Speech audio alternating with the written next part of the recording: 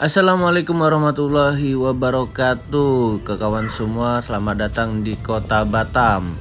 Nah, maaf ya, sekarang saya nak ajak kalian menikmati suasana Kota Batam dengan sedikit nuansa Melayu.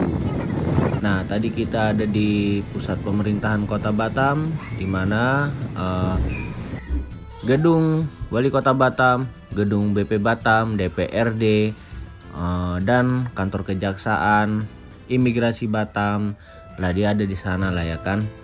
Nah, disitulah pusat pemerintahan Kota Batam, teman-teman. Nah, sekarang kita sedang berada di Jalan Sungai Panas. Nah, inilah salah satu jalan lebar yang ada di Kota Batam, teman-teman. Tetapi satu kurangnya jalan ini adalah marka jalan yang tak ada ya. Nah, kalau untuk trotoar udah mantap lah ya kan. Dan untuk halte bus saya tak tahu karena memang tak ada nampak pun bus stop di sini. Tapi mungkin saya salah lihat lah teman-teman ya. Oke, nah ini kita nak ke arah Baloi ya. Ya sekalian kita jalan, sekalian juga kita melihat-lihat suasana Kota Batam. Nah, inilah Kota Batam yang bersih teman-teman, bisa dibilang begitulah ya kan. Tapi ya itu kemolean jalan ini tak lengkap rasanya karena tak ada marka jalan atau garis jalan. Kalaulah macam Malaysia atau Singapura kan mantap ya, marka jalan itu jelas bersih, ada juga yang warna kuning tebal dia punya kan, mantap. Nah ini aduh, tapi overall Kota Batam mantap lah teman-teman pembangunannya. Habis itu ketertiban lalu lintasnya mantap ya kan. Nah ini kita sedang di Simpang Gelail. Kalau ke kanan tuh Sungai Panas juga teman-teman, kelak tembus ke Pelita, Simpang Kuda Bengkong. Kalau ke kiri kelak tembus ke mana tuh, ke Simpang Franky. Nah kita lurus, tadi ada KFC ya, saya shoot sedikit. Nah jalan ini merupakan jalan lebar, kalau kita hitung-hitung ada 5 lajur teman-teman, satu jalur. Jadi total ada 10 lajur jalan ini, mantap kan. Nah tapi itulah, semoga secepatnya pemerintah membuat marka jalan di sini biar mantap. Nanti takutnya keburu apa tuh jalannya rusak, nah udah jelek pula ya kan. Oke, pohon-pohon yang ditanam pun sudah mulai besar-besar ya. Nah oke teman-teman, ini kita di area Sungai Panas ya.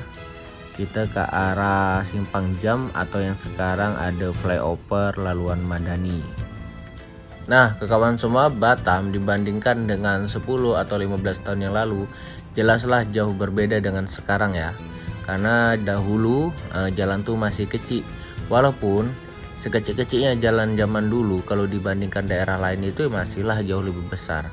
Apatah lagi sekarang ya. Kalau marka jalannya ini jelas, nah ini udah macam di jalan ibu kota Myanmar yang sering viral-viral di TikTok itu ya kan. Nah tapi inilah kelebihan Batam dari kota-kota lain ya kawan. Karena Batam ini kota yang terencana. Tahun 70-an dulu Bapak Presiden kita yang kedua tuh melihat Singapura itu semakin berkembang. Nah macam mana caranya Batam ini bisa menyaingi Singapura, maka dibentuklah BP Batam. Oke, nah ini kita sedang di flyover Laluan Madani.